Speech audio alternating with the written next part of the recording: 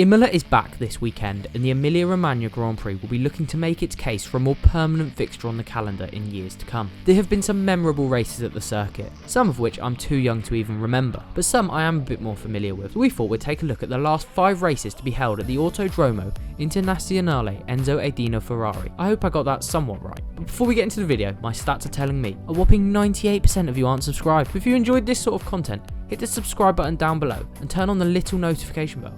That way you can stay up to date with our latest content. Let's get into it.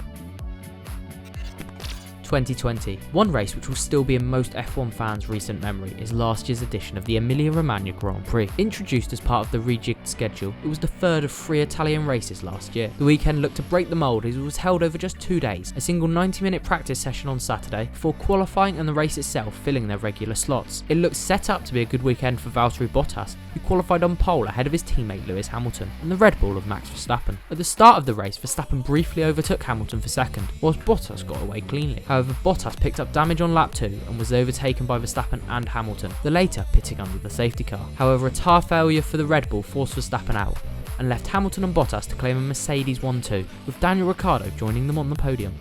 2006. We have to go all the way back to 2006 for the next nearest race at Imola. The 2006 San Marino Grand Prix was a landmark one for Michael Schumacher. The German qualified on pole, breaking the record for the number of pole positions previously held by Ayrton Senna, who had tragically died at the 1994 edition of the race, coincidentally also won by Schumacher. The German suffered with tyre graining throughout, and it was to go down to the wire with Fernando Alonso chasing hard. However, the Spaniard wasn't able to make up the ground, and Schumacher held on for another victory.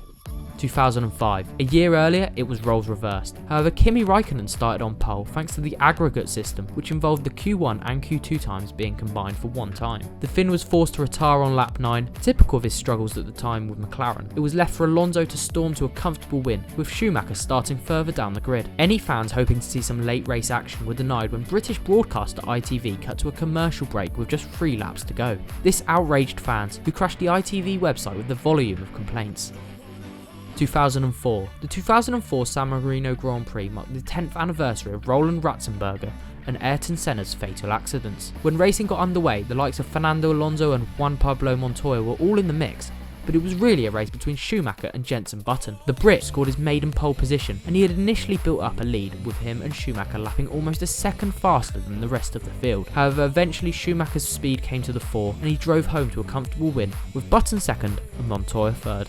2003. And last but not least, we have the 2003 race, and surprise surprise, Michael Schumacher won this one too. Ralf Schumacher made it a family affair when he qualified on the front row alongside his brother and took the lead at the start of the race, but he would drop down the field, finishing 4th. The pair raced on despite their mother passing away just hours before lights out. Michael was able to secure the win on a truly emotional weekend for the family, making it his 4th consecutive win at the iconic venue. Well, that's the last 5 races to be held at the historic Imola circuit. But what's your favourite memory? Let us know in the comments below, and if you want to stay up to date with all the news from this weekend's race, check out the links in the description. But from me, I'll catch you next time.